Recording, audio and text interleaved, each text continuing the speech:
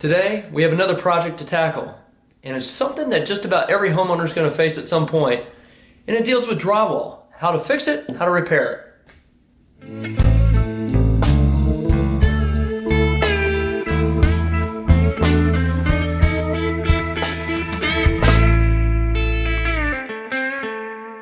As you can see right here, we have it's an indentation in our drywall. This is actually caused from a doorknob that was swung open too many times and probably a little hard at different times. And you can see how it's made this indentation right here in our drywall. It's not too big. You can judge by the size of my finger. I don't have a huge finger, so this is probably about the size of a quarter, maybe a $50. And we're going to jump right into this and we're going to fix this. I'm going to show you how. Before we get started, let's talk about the materials we're going to need to complete this job. To begin with, you're going to want to get one of these. This is known as a mud pan. And when you go down to the box stores, they sell them. They're relatively cheap. You might have a couple of different choices. This is plastic. They typically also make it in metal. Doesn't really matter which one you get. Sometimes you might get it in a kit as well. And if you get it with a kit, you might get a drywall blade like this. This is 12 inches. This is pretty standard, pretty typical. And this is overkill for what we need to do today. So you might want to also consider having a smaller utility knife or blade like this one right here. This is just a basic 3-inch. I had this lying around. I think this will do the job. The other thing you're going to need will be the drywall mud. It's also known as joint compound. Now I like the lightweight joint compound. This is a 1-gallon tub. Again, you can get this at your Lowe's, Menards, Home Depots, etc. You'll notice this has a blue lid to it. When you go to buy this, you'll see a couple of different choices. There's another one, I believe it has a green lid, and that's just a general purpose compound. They both work really well and they both take time to dry. The other thing you might notice is that you might see some quick drying compounds, and those are typically powder and they're in a bag. I've used them before and they're not bad, but the one thing you really need to understand with them is that you gotta move quick because they dry fast. I think there's two different types that I've come across. One's a 5-minute and the other one's 15 minutes.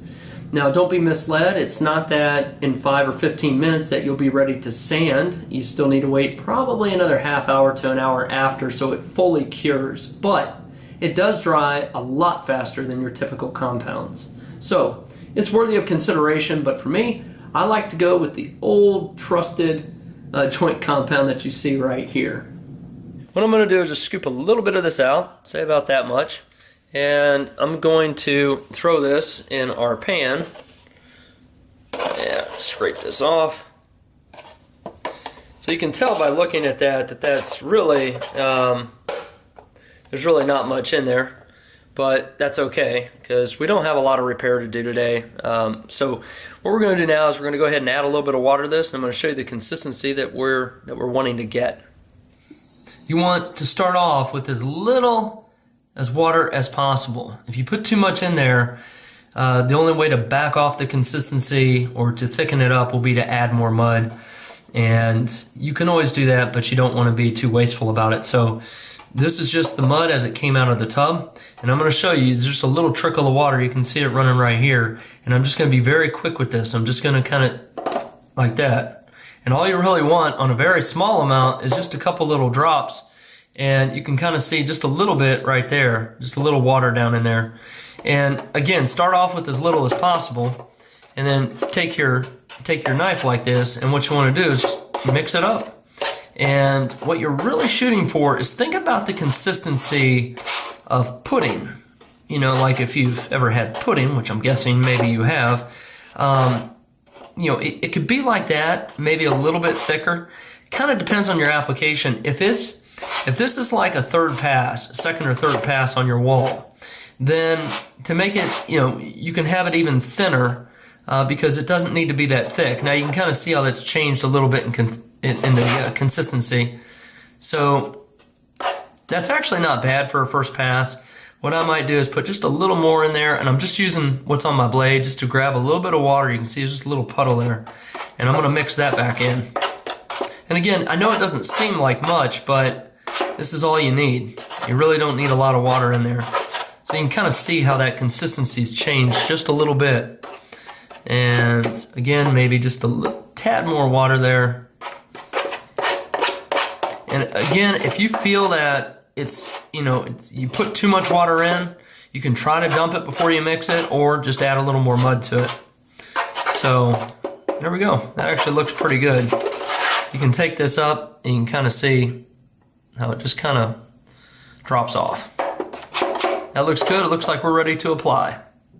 Before we apply the mud, we want to prep the area, and this might seem somewhat counterintuitive, but what you want to do in this case, you can see I have a little bit of paint that's kind of flaking here, and the outer shell of the drywall is it looks like it's cracked as well. So I'm just going to use kind of a firm utility knife here, and you could probably use your blade if you have a knife, and just come through and scrape that out, because you don't want anything that's loose that's sitting up there. So I'm just going to come through here, and we're going to kind of chip away any sort of loose paint.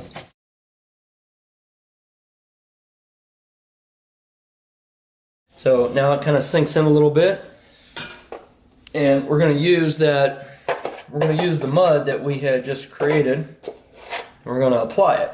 So I just scoop a little bit off here, and you can see the amount there. It's it's a little glob of it. I'm just going to put this on, and keep in mind this is our first pass.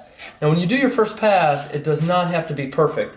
Like, you might look at this, and I don't know how this is really showing up on video, but you can kind of see that outer shell of the drywall and how the paper looks like it's coming through. So this first pass, just put it on a little thicker than normal. And you want to fan it out a little bit too. It doesn't have to cover just that spot. I'm going to go back to my tray, and I'm going to pull up just a little more of the mud here. And the reason you use this, these edges of the tray, is you can clean your putty knife. So I can take this putty knife and scrape it off like that. Now my knife's clean, and I got a nice smooth surface. I can come back and pick it up just like that, go back to my spot, and apply. And what you want to avoid is like any sort of major, little bumps and things like that. You want to try getting those out, but you can leave it on a little thick. And so in this case, this is looking pretty good. Like, I don't mind fanning it out a few inches past the part. So what we're going to do is we're going to let this sit now for, in this case it'll probably need to sit for a couple hours, because it's not super thick. We got a little water mixed in there. So after a couple hours we're going to come back, and we're going to take a look at it, and what we'll do is we're going to go ahead and sand it when we come back to this, and we're going to see if we want to put another layer on it.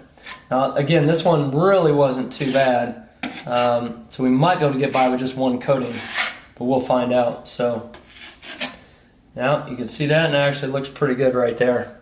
Alright, you can see right here the drywall is completely dry, and this is much later in the day, and actually it's at night, so I have a light off to the side, and hopefully you can kind of see this drywall. What we want to do next is we're going to take a sand block. So you can use sandpaper. I use little blocks like this. You'll see them at big box stores, the Home Depots, the Lowe's, Menards, all that good stuff. So it doesn't really matter what you get. You want to get something that's relatively fine, though. It's not super coarse. Since this is the first application we put on, you can go with something a little more coarse if you want.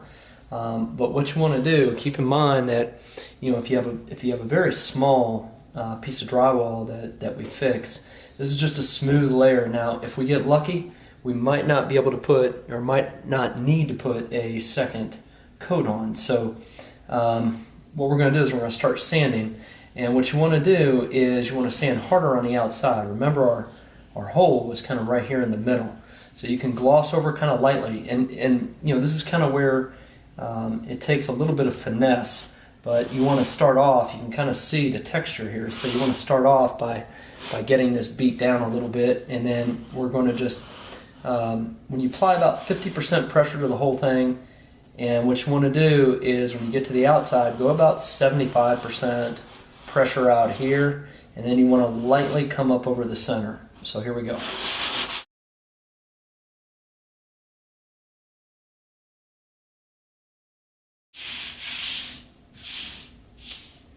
All right, you can see that that hole's gone. You can kind of see right here, I don't know how well the video will pick this up, but you can see just the edge of that paper. Now when I run my hand over this, it feels smooth and it feels flat. Now I'm actually thinking this is probably good to paint at this point, but you wouldn't want to take this any further down, because if you did, you're going to feel ridges right here and you don't want that. So at this point, it'll be ready to paint and the drywall is complete. Now keep in mind, I think we got a little lucky on this one. More often than not, you're going to put a second, maybe even a third coat on it. But what's important is that when you go to sand, just keep in mind you want to feather this sanding so that you're pushing a little lighter on the center, and then you're gradually pushing heavier on the outside so that this gets closer to the wall and this is raised up even more. Now again, I can tell by running my hand over it, it's just as smooth as can be. And feel free to sand on any of the outside if you want. But for the most part, I think we are done and we are good to go. I hope you liked the video, and I hope it helped you out. If you like this video, go ahead and give it a thumbs up. That's always helpful to me. And don't forget to subscribe to this channel. It's called The Real World for a reason.